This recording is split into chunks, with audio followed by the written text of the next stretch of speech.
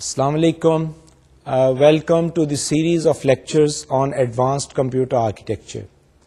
In our last lecture, we were discussing the I/O interface with the CPU. Now we discussed at length how to interface the peripheral devices and have a connection with CPU. With the CPU, we said that the I/O devices could be either memory mapped or non-memory mapped.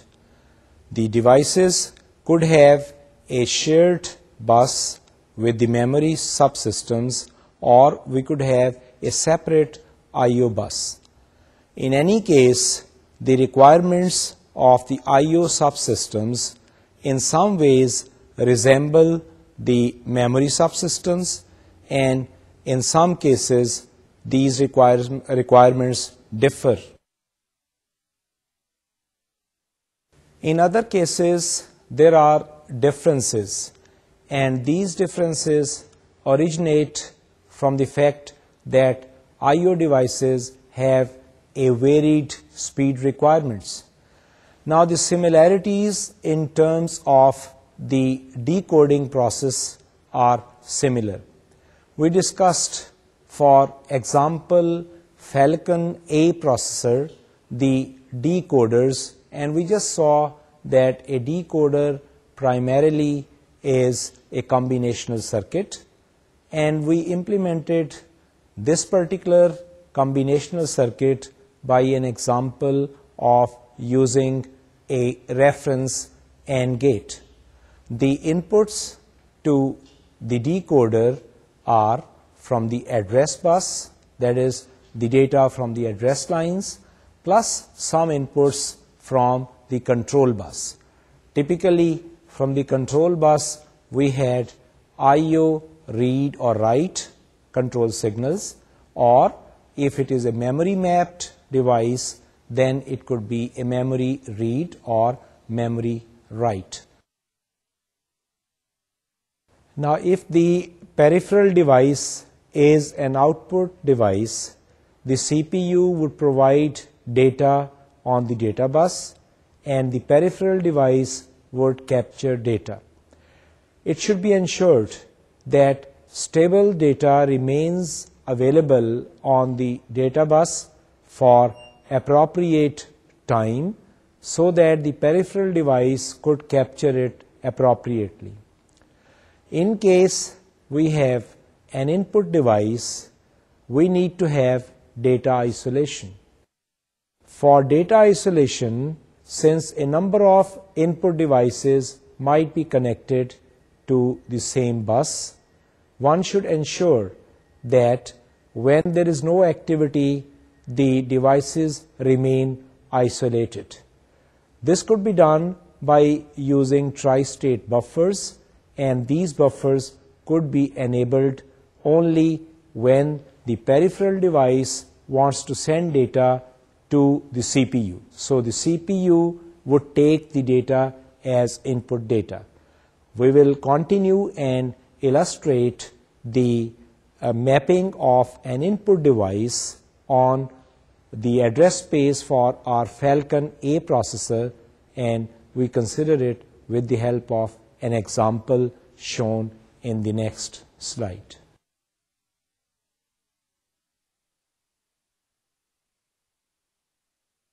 We need to design a 16-bit parallel input port, and as an example, we map it on address 7E hex for the reference processor Falcon A. The process of designing a parallel input port is quite similar to the design of a parallel output port, except for the following differences. For this example, our address is 7E hex, which is different from the previous value which was used for the output port. Hence, the address decoder in this example would take its inputs from the address lines A0 up to A7. These two, A0 and A7, would be inverted, and others, that is A1 up to A6, would go in a normal fashion. Now the second difference for this case is in control signal. For the output port, we used the control signal as I/O write. In this case, we are going to use the control signal as I/O read. And in the diagram, you see it is written as I/O read with immediate sign, meaning that it is active low. So we need to have the address lines along with the control signal IOR with active low. The next important thing you notice in the figure is that all the 16 lines are isolated by using tri-state buffers. Now, all these buffers are enabled simultaneously, so the enable lines of all these tri-state buffers are connected together, and the enabling signal would come from the decoder. So the decoder utilizes only the low 8-bit address lines from A0 to A7. For this example, we have seen A0 and A7 are inverted and the other one are in true form. The output of an 8-bit AND gate is now connected through another 2-input AND gate. The second input to this AND gate is the IO read signal, the control signal inverted. And then we also see that the output enable is also low active. So therefore we need another inverter at the output of this AND gate.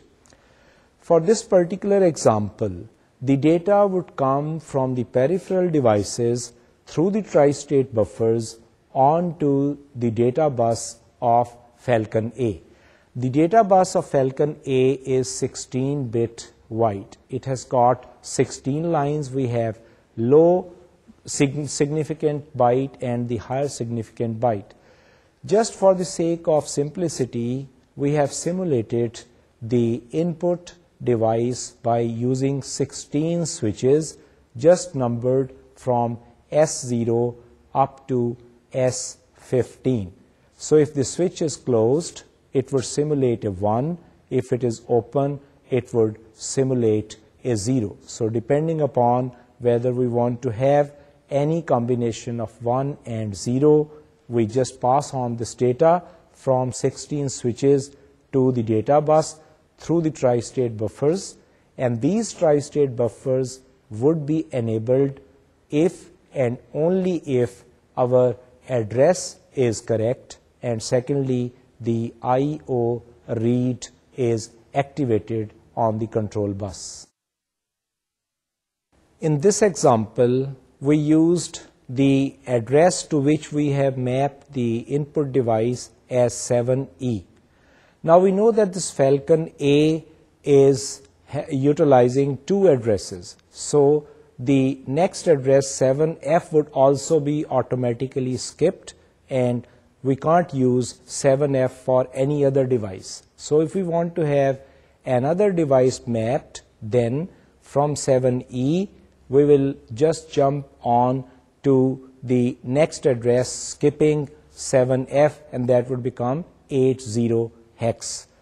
Now, as we discussed in the case of output mapping, we could also utilize the similar concept for IO device, meaning that the total data bus of 16-bit could be separately addressed in two chunks of 8 bits each. So we would like to have one address which is, in this example, 7E mapped for the most significant byte, and 7F would address the least significant byte. And this is illustrated in the next slide. Let us have a look. In this example, we have a 16-bit parallel input port for the same Falcon A processor, now at addresses 7E and 7F hex. The least significant byte is addressed by using 7F, and the most significant byte is addressed using the address 7E. Since Falcon A processor utilizes the big endian convention, note that at the 8 input AND gate, we have moved away the address line A0 and fed it with the IO read after inversion. The address line A0 is as an input to the next two AND gates. One AND gate utilizes it in inverted form and would map the corresponding address as 7E. The output of this AND gate through an inverter enables the top byte, most significant byte, and therefore enables the 8 tri-state buffers corresponding to D8 up to D15. The other AND gate takes the input from the previous 8 input AND gate along with A0 in a non-inverted form, and therefore it corresponds to the address 7F.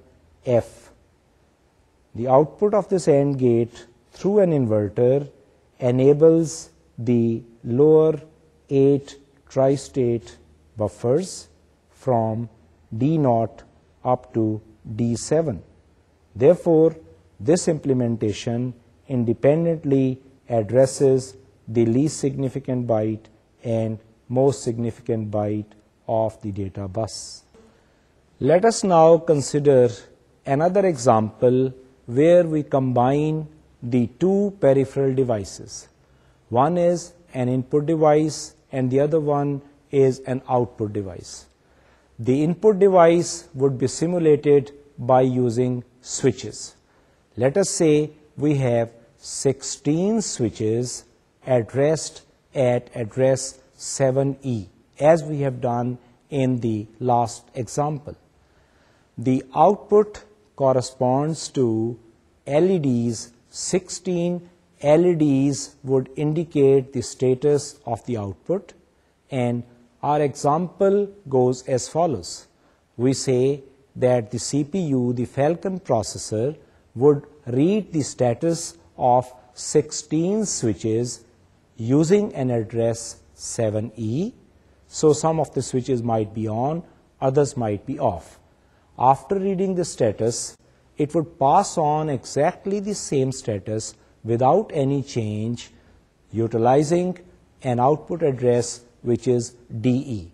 In both cases, we utilize the total bus, all the 16 bits together, no splitting, no independent addressing, and the addresses would be automatically aligned. That means the addresses used would all be divisible by 2.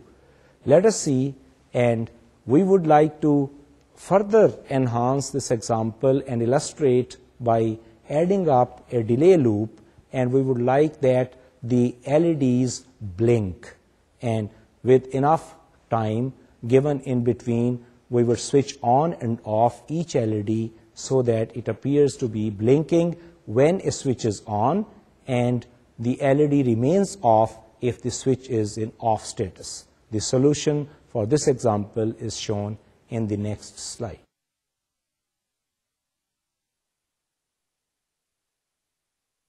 As we have said, we are given Falcon A processor with a 16-bit parallel input port at address 7E hex and a 16-bit parallel output port at address DE hex. 16 LED branches are connected to display the data at the output port, and 16 switches are used to send data through the input port. We are supposed to write an assembly program to continuously monitor the input ports and blink the LEDs corresponding to the switches which are set to logic 1.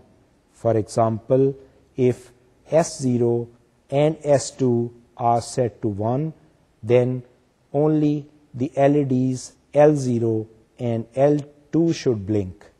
If S7 is also set to logic 1 in between, then L7 LED should also start blinking. The solution is very simple. It is indicated in the program shown in the next slide. The first two instructions read the input port at address 7E and send this bit pattern to the output port at address DE. This will cause the LEDs corresponding to the switches that are set to 1 to be turned on. Next, the program waits for a suitable amount of time and turns all LEDs off. Again, it waits for some amount of time, and after waiting, the program reads the input port again. The LEDs that will be turned on at the output port will now be according to the new switch setting, which is available at the input port. The process repeats indefinitely, and this loop is just shown in the corresponding flow chart. It is also possible that we could use a single address for both the input and the output port, which is not done in the previous example. The next diagram shows an address decoder for a 16-bit parallel input-output port, which is utilizing the common address 2C hex for this particular example. The processor is the same Falcon A. The I/O space is utilized using the least significant 8 address lines. As in the previous examples, the most significant bits from A8 up to A15 are not used. Note that now both the control lines I/O read and I/O write are used. This would differentiate which particular register would be written to or which particular tri-state buffers would be enabled.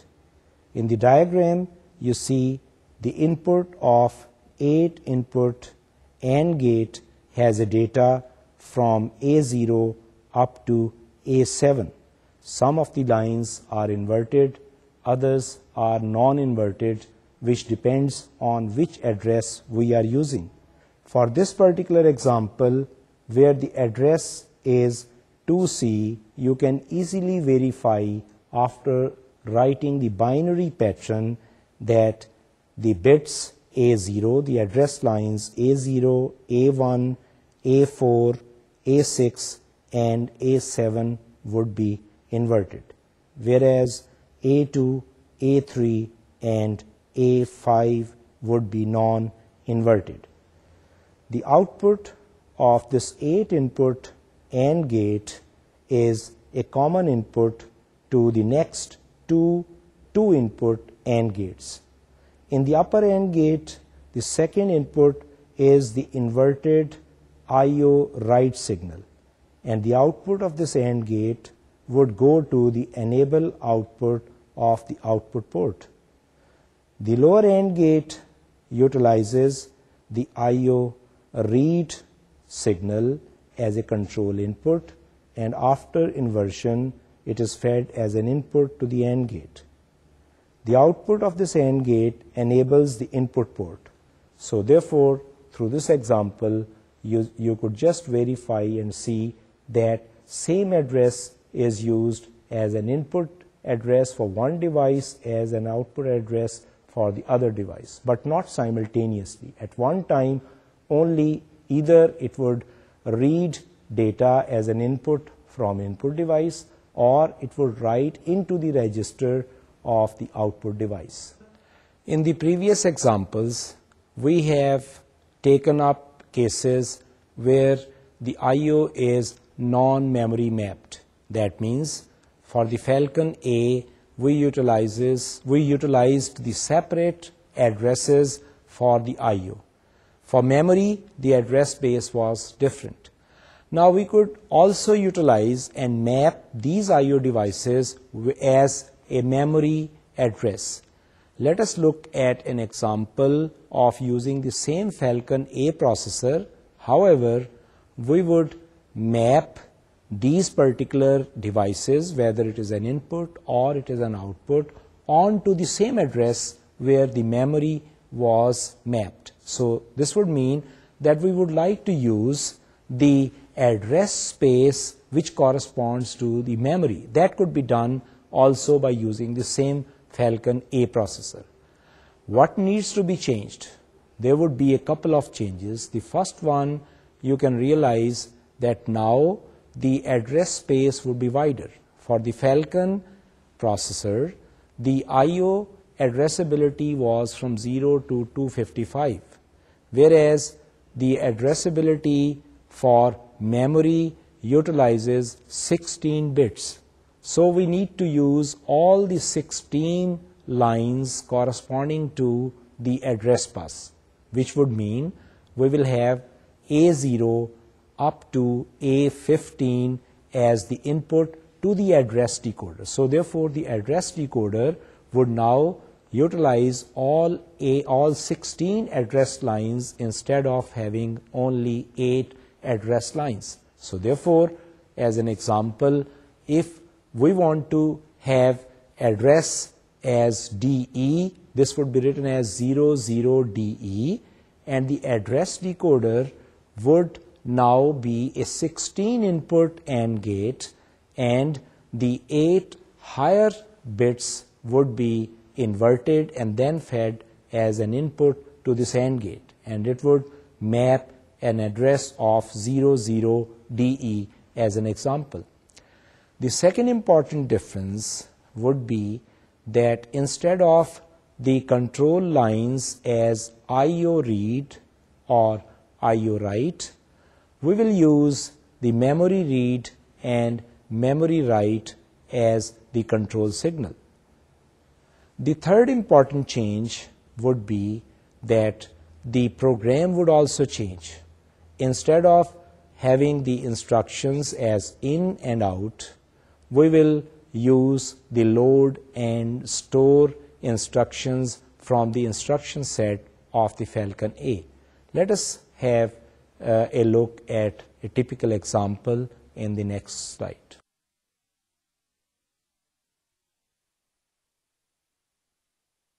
The figure shows an address decoder for a memory mapped 16-bit parallel output port for the same Falcon A processor.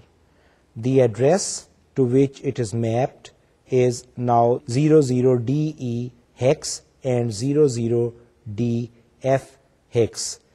You would just see that all the address lines as mentioned are used. Since there is a limitation that an AND gate can take only 8 inputs, we use 2 AND gates. The upper AND gates takes from A0 to A7, and A0 and A6, A5 are inverted, others are not inverted, meaning that the address would correspond to DE. The lower AND gate takes the input address lines from A8 up to A15, and all of these are inverted since the corresponding higher byte is 00. The output of these two AND gates are ANDed together and are fed further to the next AND gate, and the control line to this AND gate is a memory write signal with inversion because it is active low. Now the advantage of using the full address range would be that we have a wider range of addressability for the I/O devices. However, the disadvantage is that the address decoder would become more complex, resulting in increased hardware cost. Now in the last example, we have seen that all the 16 address lines were used as an input to the address decoder. Now we could economize if we do not want to use all the address line and have a lesser space. This could be done by using a partial decoding scheme. Take a very simple example. We do have a memory mapped I/O. Nevertheless, as in the case of non-memory mapped I/O, we do not use the upper 8 bits of the address line. So we use only from A0 up to A7 as an input. What would be the result? The result would be that in this case, our total address space would be wrapped around, and this would be wrapped around effect. For utilizing only 8 bits, the wrapping would be after 256. So it would be similar to modulo 256 effect in mathematics, which you know. So this would mean that if we have an address 00DE and another address 01DE, both would be mapped on the same actual address, right? From 0 to 255 would become the effective address space, or we could say that the total address space of which is 64K in Falcon A if we utilized 16 bits of address. However, if the upper 8 bits are just neglected, we don't use these, then the addressable space would become 0 to 255. The next would be again from 0 to 255, and we have all addresses effectively mapped to the same address from 0 to 255. Now, if we want to increase this addressable space, we can do that by including more address lines. As an example, if we do away with top 6 address lines and use the 10 address lines from A0 up to A9, then what would be the addressability? The addressable space in this case would be 1K, and after 1K it would be wrapped around. We will have total 64K divided into 1K of each, and the address would be dictated by the lower 10 bits of the address bus. Now we could economize on utilizing the address space by using a concept of the data bus multiplexing.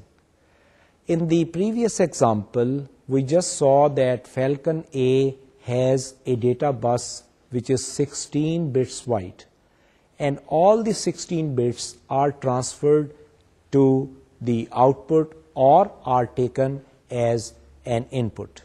However, if we divide it into 2 bytes, actually we could transfer 1 byte and indicate it by one address, and independently we could also address the most significant byte by another address. So we would have an addressability for both odd as well as even addresses. And in the case of programming, we would not need to skip the odd addresses. That means the address alignment would not be required, and by multiplexing at one time we take up 8 bits from the data bus, and in the next reading cycle we take the next 8 bits from the data bus. This concept is called the data bus multiplexing.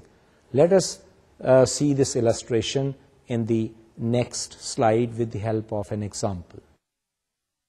Consider the situation where an 8-bit peripheral device is to be interfaced with a CPU that has a 16-bit or maybe even larger data bus, but we need a byte-wide address space.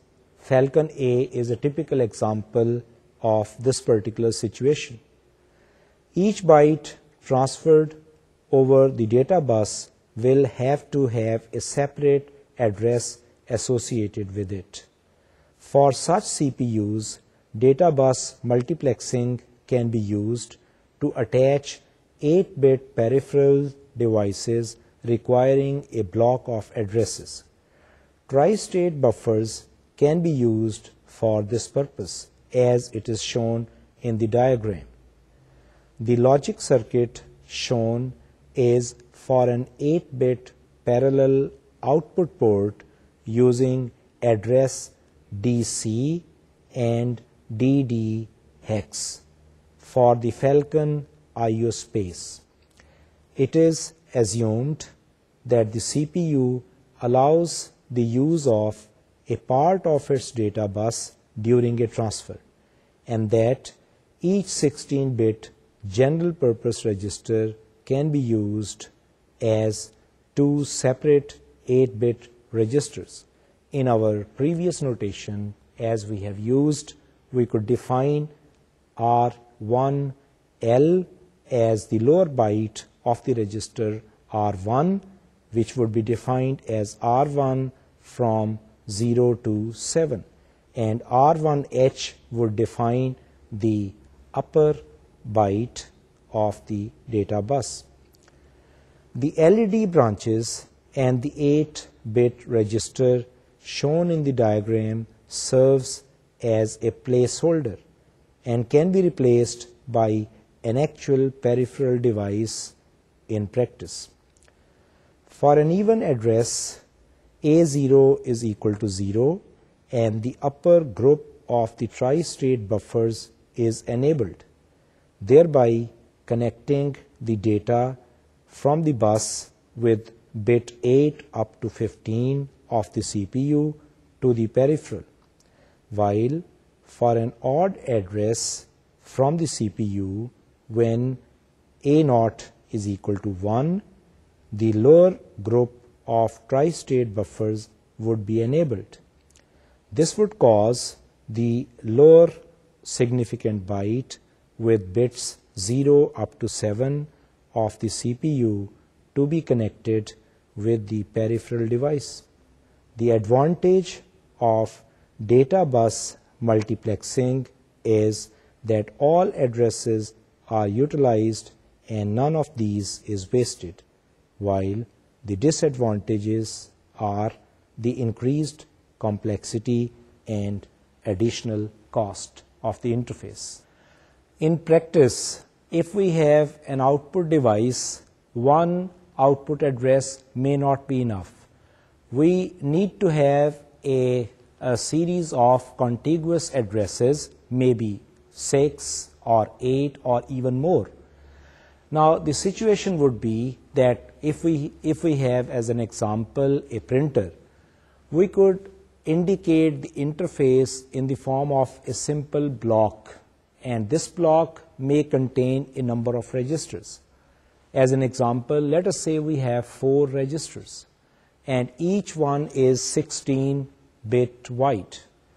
Now, the addressability is only 1 byte. So therefore, for each address, we need to have 2 addresses for IO interface. So therefore, let us say we have first address as a data in register, first register as a data in register. As an example, we could indicate the addresses as 56 and 57. The next one, we could have another register which would take the control inputs coming from, let us say, from CPU towards the printer.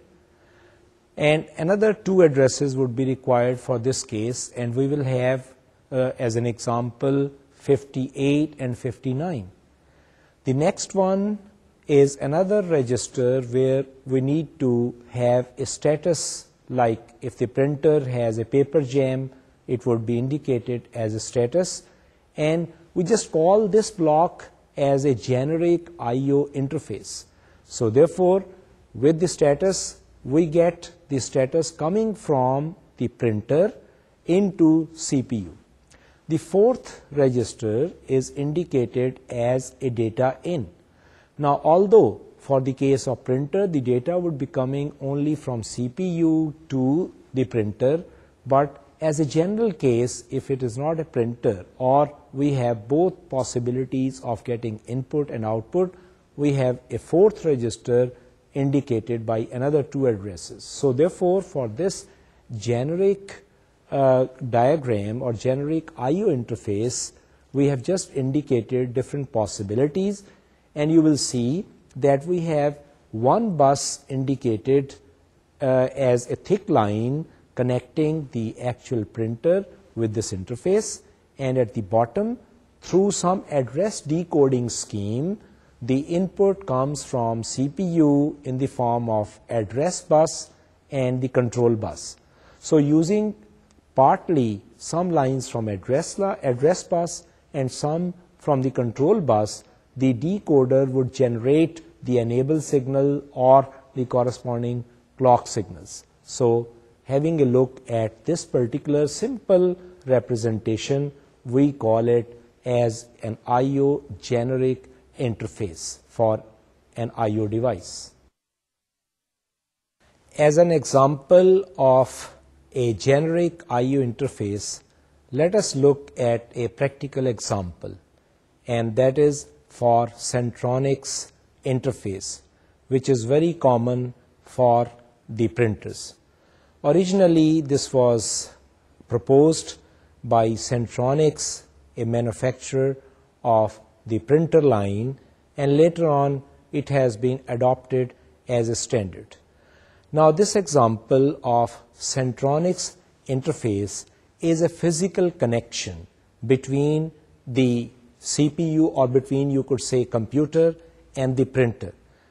A cable which is used as a standard utilizes a 36-pin connector on one end and a 25-pin connector on the other end. At one time, we have a parallel transfer of data in the form of bytes. So that means the 8 bits would be transferred from CPU towards the printer. Along with these data lines, we will have a couple of status signals and the corresponding control signals, like to indicate whether the printer is busy or is it ready to accept the data. Or we could also say that we have selected a particular device. So the Centronics standard explains physically which particular lines are connected, are taken as control lines or data lines, or which particular control signals or the status signal are available. Now, you could note that for these data lines, for each data, a twisted pair is physically used, and the twisted pair uses data, for example, D0, D1 up to D7. The second line is grounded, and this would be a digital ground, and also is mostly connected with the physical ground of the chassis. The three signals, strobe, busy, and acknowledge, form a set of handshaking signals. By using these signals, the CPU can communicate asynchronously with the printer, as shown in the timing waveform. When the printer is ready for printing, the CPU starts data transfer to the printer by placing the 8-bit data, which in our example corresponds to ASCII value of the character to be printed, onto the printer data bus.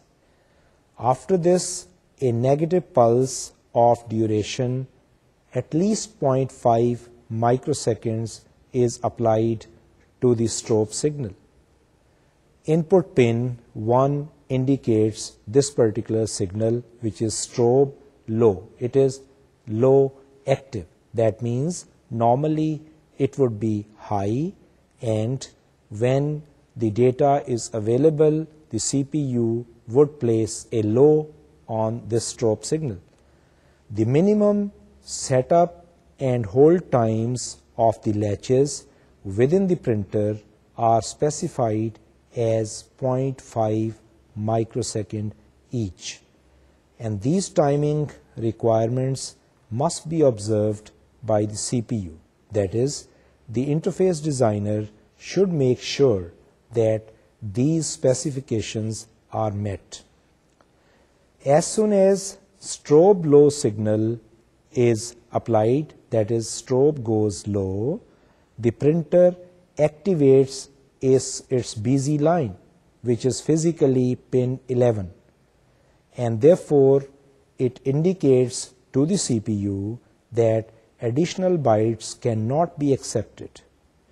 The CPU can monitor this status signal over an input port, which would be defined as an address read from this particular port. We will call it as an input or IO status port.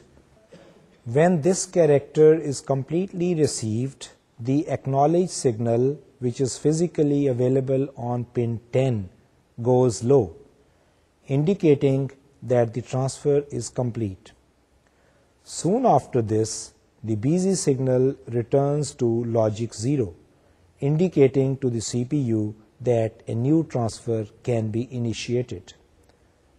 The busy signal is more suitable for level trigger systems, while the acknowledge signal is better for edge trigger systems.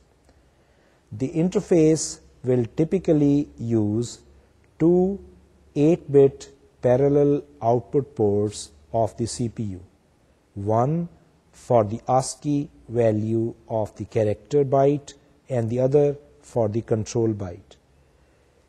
It also specifies an 8-bit parallel input port for the printer status to be transferred to the CPU for knowing whether the printer is ready to accept the data or not, or other status signals in the similar form. Let us now use this Centronics interface along with our Falcon A CPU to illustrate the concepts of the interface. When you compare the generic I/O interface which we defined earlier with the Centronics interface, you could just see and compare that we have a data register where the data would come from CPU to be printed on the printer. Then we have a control register and a status register. Now, the fourth register would not be used in this case because it is actually a link where unidirectional data would usually be transferred. That means the data would come from CPU towards the printer, and no data would be sent from the printer to the CPU except for the status signal, and for that we have provided a status register. So therefore, three registers are provided: a data register, a control register, and a status register. Each register is 16-bit wide. And in our next example, we want to see and illustrate and explain to you that how this Centronics interface would be implemented.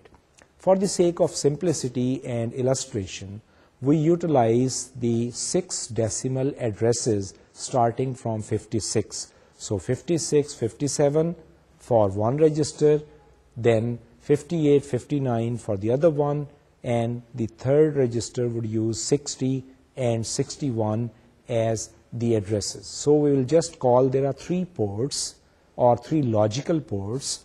We have a logical port indicating data, a logical port indicating control, and the third indicating the status. So let us have a look on this example of mapping the addresses from Falcon A CPU onto a typical printer utilizing the Centronics interface.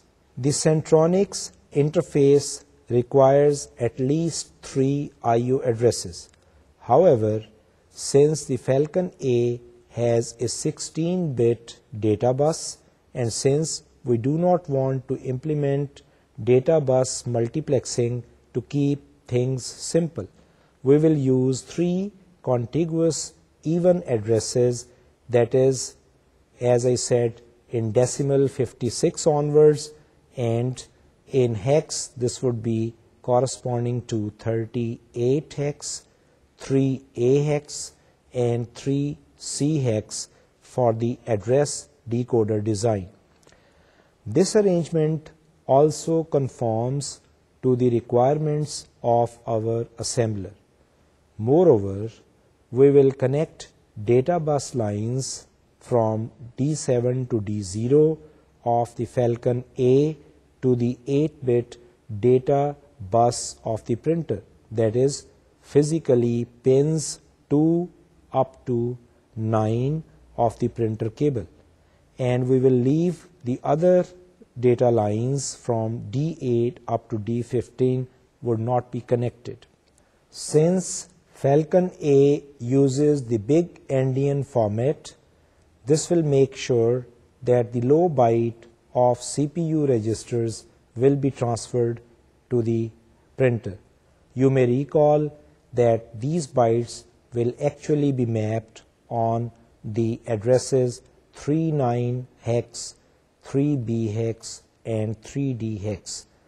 The logic diagram of the address decoder is shown in the figure. Note in this figure that the 8 input AND gate uses only 6 address lines, A0, A3, A4 onwards up to A7. 2 inputs unused are tied to logic high, logic level 1. The address lines A1 and A2 are used as an input to the next 3 AND gates and would select one of the 3 logical ports mapped onto address 56, 58, and 60, all in decimal. As an example, when A1 and A2 both are logic low, that is 0, the address would correspond to 56. Then if we have A1 as high and A2 as low, it would correspond to address 58, and with both high, we will get address mapped to 60. Today, we have considered an example of mapping an input port and discussed the decoding of the address. Then we also discussed the memory mapped I/O with reference to our Falcon A processor.